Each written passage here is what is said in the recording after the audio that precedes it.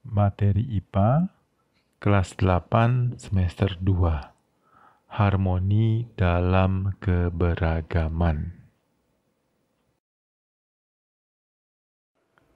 Akhirnya kita sampai juga di pertemuan yang terakhir untuk modul 11. Ya, sekaligus ini untuk yang kelas 8 ya, pertemuan terakhir.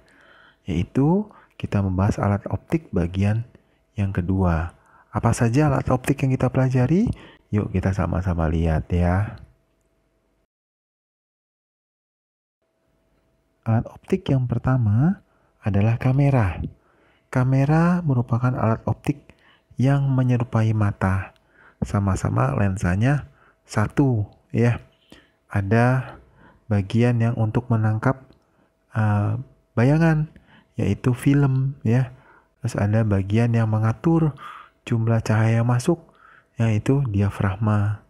Ya, nah kamera fungsinya untuk merekam dan mengabadikan peristiwa-peristiwa karena direkamnya di film. Kalau mata untuk melihat ya, karena ya bayangannya direkam di otak ya.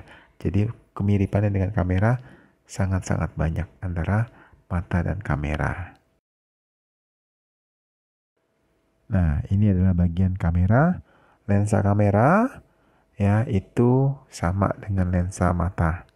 Ya, membentuk bayangan ya, yaitu yang nyata terbalik diperkecil pada film ya. Jelas karena film kan kecil ya. Terus diafragma ini sama seperti ya iris ya, mengatur kekuatan cahaya masuk ke dalam ya kamera. Ya, iris ke mata ya. Dan yang terakhir film. Nah, film ini fungsinya sama seperti retina, menangkap bayangan yang dibentuk oleh lensa. Ya, di dalam hal ini lensa kamera. Kalau di mata ya lensa mata ya. Sekarang kita lihat alat optik yang kedua. Alat optik yang kedua namanya loop atau ya dengan nama kaca pembesar ya. Loop atau kaca pembesar adalah lensa cembung yang digunakan untuk mengamati benda-benda kecil agar tampak lebih jelas dan lebih besar ya. Ini loop ya, fungsinya ya memperbesar bayangan. Kita bisa lihat langsung bayangannya. Nah, bayangan pada loop itu ada dua yang istimewa. Yang pertama itu kalau bendanya dekat ya. Bendanya dekat ya, bendanya dekat itu di antara O dan F ya, maka bayangannya yaitu ada di belakangnya. Mata kita butuh untuk mencembung untuk melihatnya. Nah, ini bendanya ya kelihatan perbesarannya ya, ini maksimum ya. Nah, sedangkan kalau bendanya ada di titik F letaknya, maka bayangannya letaknya jauh. Ya, bayangan letaknya jauh, ya, mata kita tidak perlu mencembung, ya, memipi, tapi bayangannya jadi kelihatannya tidak sebesar kalau mata kita mencembung. Ya, itu saja bedanya. Oh ya, untuk melihat benda pada loop, itu bendanya harus didekatkan pada ya pada loopnya. Ya, bendanya didekatkan pada loopnya supaya kelihatan jelas oleh mata kita secara langsung. Ya. Yang ketiga itu mikroskop.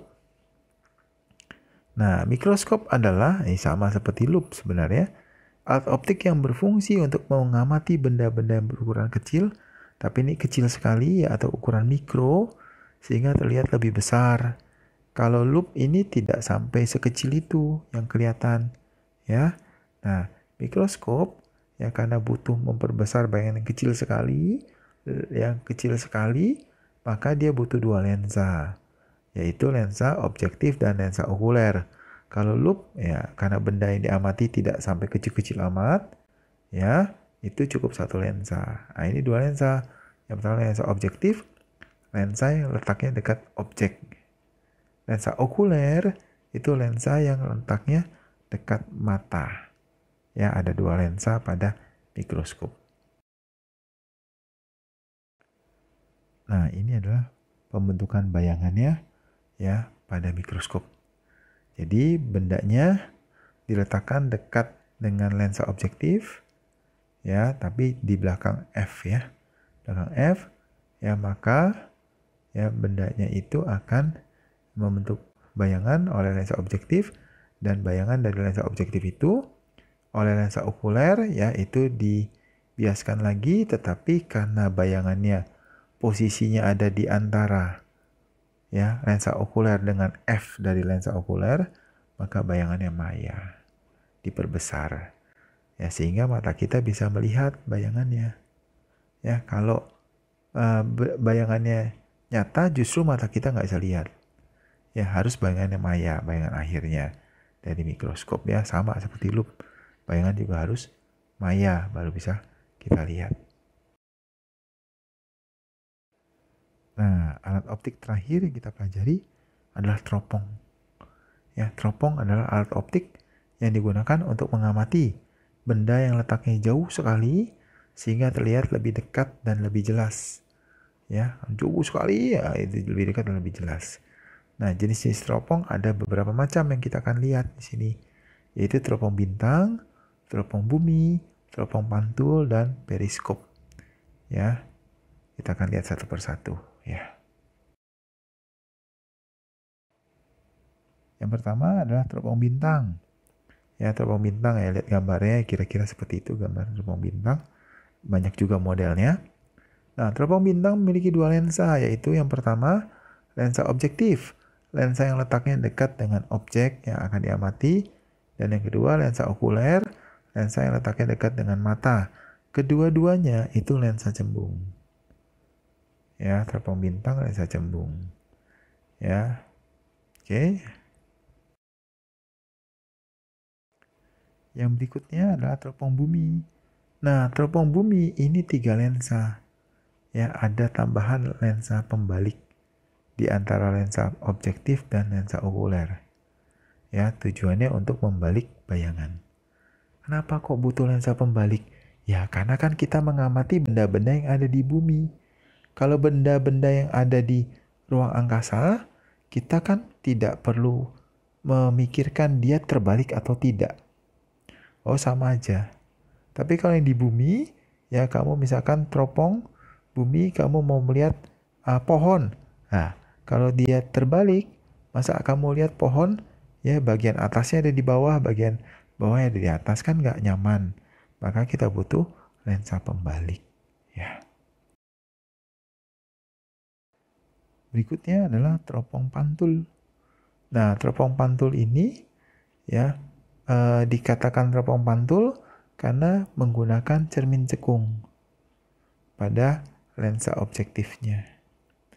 Ya, jadi lensa objektifnya tidak pakai lensa cembung tapi diganti dengan cermin cekung. Makanya dia terjadi pemantulan cahaya. Ya, cermin cekung berfungsi sebagai pemantul cahaya dan itu akan diteruskan ke lensa okuler ya. Ini tetap lensa cembung. Ya, mata kita melihat lensa okuler. Yang terakhir adalah periskop. Nah, periskop ini ya sejenis teropong yang digunakan pada kapal selam ya yang ada di bawah air. Ya, ini digunakan untuk mengamati kapal musuh atau benda-benda yang ada di permukaan laut. Ya, nah ini gambarnya yaitu lensa cembungnya, lensa objektif yang di atas, lensa okuler yang di bawah. Terus ada 2 prisma segitiga. Itu tujuannya untuk membelokkan cahaya sehingga bisa bentuknya seperti pipa seperti itu. Periskopnya cahayanya belok ya, sehingga matanya melihatnya bisa lebih jelas ya, lebih nyaman melihatnya. Apa yang kita pelajari? Yang pertama, alat optik buatan manusia ada yang terdiri dari satu lensa seperti kamera dan lup, ada yang terdiri dari 2 lensa atau lebih ya seperti mikroskop dan teropong ya. Nah, setiap alat optik memiliki fungsinya masing-masing. Seperti kamera membentuk bayangan nyata. ya, karena dia ditangkap oleh film, ya. Loop membentuk bayangan maya karena matanya melihat langsung bayangannya. Ya, jadi masing-masing fungsinya beda-beda. Nah, sekarang kita lihat tugas mandiri ya, eksplorasi mandiri. Yang pertama, jelaskan dengan kata-katamu sendiri mengapa teropong bumi menggunakan lensa pembalik sedangkan teropong bintang tidak. Tadi kalau kamu perhatikan sudah kita bahas di slide-nya ya tentang teropong bumi. Ya, kamu gunakan kata-katamu sendiri, jelaskan itu kenapa ya.